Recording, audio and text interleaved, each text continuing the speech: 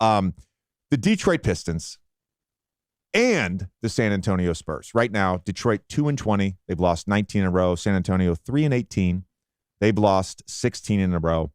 Unquestionably, these are two very bad basketball teams. As you assess these teams, as you think about where these teams are at potentially in the life cycle of an NBA franchise, for both these teams, how would you approach the rest of the season going forward? It's interesting here. I think there's two totally different mindsets with each franchise. Now, first of all, let's put this all in context right now. What you're looking at with the Pistons, let's start there. JJ, they're on pace right now to win 7 games. 7. And they're very young. They've got some high draft picks here at the guard spot that they've used here the last couple of drafts. They're trying to win. Like, they want to compete every night and win. And here's what's interesting for them and why, you think, wow, there's no way they're going to come close to the all-time record of 9-73. They're not going to do that. Like, it's early. They'll at some point they'll win 3 games in a row, and they'll be comfortable that they're not going to have this embarrassment of being the worst team of all time. Here's why I think it's scary for them that they could get into that territory. The high-powered nature of these offenses, even the mediocre to below mediocre teams in this league can get to 120, 125 on a given night because of all of the three-point shooting, the spacing, and there's just more highly skilled shot makers in this league than there's ever been. So when you're a team like Detroit, like, you're not going to run into these 92, 88 games, as you and I talked about before. You're not going to get that, and then you're going to squeak a few of those out. No, this is different, man. Your average point differential is -10, so you are not competitive in a lot of these games in the fourth quarter because you can't keep teams into even 108, 110 where you have a chance. You've got to get to 120, 125. Like, a lot of nights, that's where you have to be, and that's why. And also just the demoralizing nature of losing. Yeah. And the mentality of young players and like the seriousness with which you show up at the arena every day for your film session, your weight work, and like what you're thinking about and feeling about yourself as this game is about to start. It's more than just, hey, guys are young, go out, get your feet wet, improve as players. No, there's a whole nother layer to losing that permeates a locker room and a mentality and what it does to guys' psyche and their soul as a basketball player. When you're trying to win, like, they're trying to compete. San Antonio's a little different, and Greg Popovich, it looks to me like he's just completely relaxed and comfortable, not caring about wins and losses at all. Their entire season hinges on the development of Victor Wembanyama. They have a marquee attraction, at least. Detroit, I can't really say that about. And that keeps the fan base sort of in it and energized. Everybody knows this is a much bigger picture situation for the Spurs because of the unique talent of Wembanyama. So even while they're losing, there's this buoyancy that we know what's coming. I don't know that the Pistons feel that way. Like, how do you feel that way? Looking at their roster, do you feel like you've got that guy? I don't know that we know that.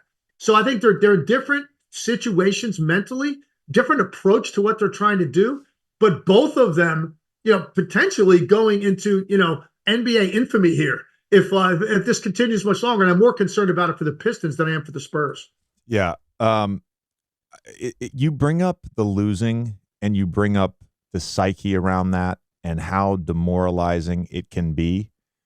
And the reason I asked the question is because I'm sort of looking at both these teams, and they're different. You're spot on. Detroit's rebuilding phase has gone on much longer than the Spurs. The Spurs, while they have been in a rebuilding phase for a couple of years, they at least have, I think, hit a home run. Right? They got the number 1 pick. They got Wembanyama. The reason I asked the question is because my thinking around both these teams really is like, how do we create a sense of purpose? As a player, how do you create a sense of purpose for the rest of the season? As a coach, how do you create a sense of purpose? How do you, amidst this losing streak and amidst really bad basketball, I'm going to get into some numbers in a second, how do you create good habits? How do you not get into a situation where you are building bad habits, and that delays progress for the future. That really, to me, is the challenge for both these teams to some degree.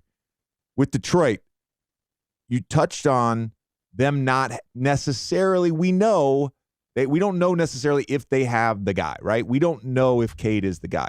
In fairness to him, when you watch them play, the roster around him is not a good fit.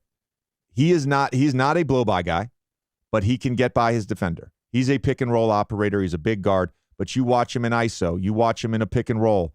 There is not just a second defender, Tim. There is a third defender at all times. So I think some of the inefficiency with Cade and some of the ups and downs, like, I'm willing to take it with a grain of salt because of the roster around him. They're 28th in three-pointers made, 28th in three-point attempts, 27th three-point percentage. They've got the 28th best offense, the 24th best defense. They're 29th net. You brought up their minus 10 net rating. Hey, the Spurs are 30th, minus 11.8. The Spurs have been an awful basketball team too. I don't necessarily agree with the strategy. I'm not going to question Pop here. I'm not questioning Pop. I'm just going to say I don't necessarily agree with the strategy of consistently playing Jeremy Sohan at the point. I also think at times there's a lot of experimenting. I think at times, and Pop has admitted this, there's a hands-off approach to Wembanyama in terms of, like, we're just going to see what he can do versus, like, this is what we want you to do. So the structure and not the organization in terms of the organization, the franchise, but the organization on the basketball court. I think for me, watching them play, what has been frustrating has led a lot. Like, there's a lot to be desired there in terms of the organization, the structure, building a system around Wemby. I haven't seen that. That's the frustrating part for me. On one last thing on Detroit is just, like, again, context always matters. Two of the guys that are playing a ton of minutes for them are rookies, Thompson and Sasser. Thompson's a minus 13 net. Sasser's a minus 10.4. Isaiah Livers, another young player, shooting decently, in terms of a low volume, but shooting 42% from three. He's been in the rotation. He's a minus 27. So you have a lot of young guards, young wings around Cade, and these guys are figuring it out in real time. And I just question the purpose. Like, what if you're Monty Williams, if you're Troy Weaver, how do you create purpose for the rest of this season?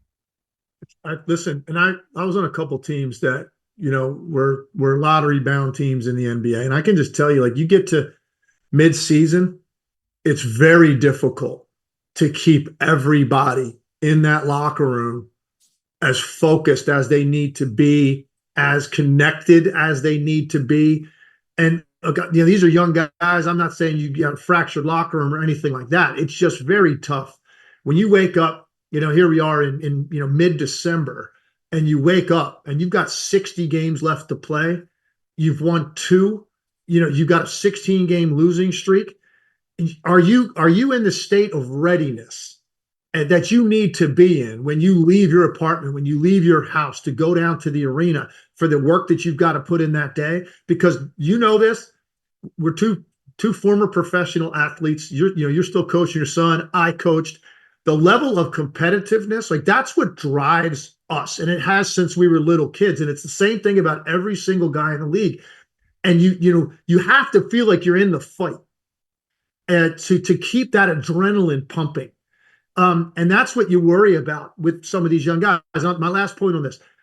The one thing I'll say about, you were right about Cade and who he's playing with. And we don't know yet. And that's why I said we don't know if they have the guy. Right. But the one thing I will say is, like, in the case of San Antonio, Wembanyama, like, you have to have a guy, if you're in this state, where they're different. Something on your roster is different. Yep. And whether it's physical attributes and dimensions, whether it's a certain skill set, right? You have to know you've got somebody that you're building around that is different, that is unique, that is special in one of those areas. And clearly Wembanyama is because of his size and his skill level and what that could translate into eventually. I don't know that I see that in the case of anybody on Detroit's roster, like special vision, special physical dimension, special scoring ability.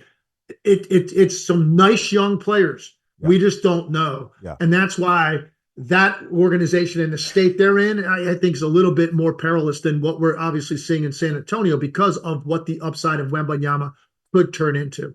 Oh, yeah. One last thing, and I want to get to our third topic. Couple weeks ago, we highlighted Jaquez Jr. I called him the third best rookie this year at the time. Since that, nothing I've seen from any rookie has changed my opinion of that. Yeah. Jaquez Jr. is still the third best rookie to me, but I got a lot of flack for that. Can we not do the whataboutism? Can we just acknowledge someone and say, hey, this guy's playing really well? I get Dallas fans. I get it. Lively's been really good. I've talked about how good Lively's been. Thompson's been really good. I've talked about how Thompson is fun. I don't know that he's a tier 1 Batman, but he's awesome, and he's going to have a long career, and defensively his impact is awesome. He also plays on a 2-20 team. I can't have him as the third best rookie. I'm sorry. His team sucks. Jaquez Jr. is actually impacting winning, okay?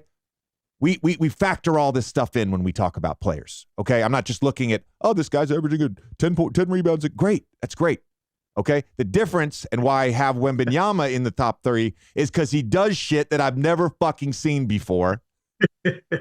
And he's playing in a disorganized chaos at times. Like, I watched a game the other night, and I turned on the game. It's a nationally televised game. And look, not knocking these guys. They're fine role players. And Zach Collins, I'm so happy he's healthy and playing well. Chetty Osman, somebody I competed against, tough guy, can shoot it. But I'm watching this, and I'm like, why am I watching Chetty Osman and Zach Collins' 2-man game with Wembanyama on the floor? Why? Why am I watching that? All right. Well, I can answer that if you want real quick. And this is what I've been saying from the beginning. The very first night, the very first time I saw Wembanyama play this year, I said, Greg Popovich is clearly, he's going so far the other way to deflect any sort of pressure responsibility on Victor Wembanyama. Like, we're just going to let him be out there and play. We're not going to come up and make him the focal point where we're running stuff geared toward him. If you watch Wembanyama play, it's kind of amazing, actually, statistically, he's done what he has because it's all sort of just floating around. Yeah. And he just still makes things happen because of this incredible length and skill that he has. But it's not like they're doing anything where coming up the floor, there's a purpose behind what they're doing to make sure he gets the ball in a spot he can operate. It happens sometimes organically, but they're doing everything organizationally to protect him so he doesn't feel too much pressure where he's getting overly scrutinized. And I think that's what you're talking about. And it really hasn't changed much here 20 games into the season. It's kind of what it looks like. Yeah.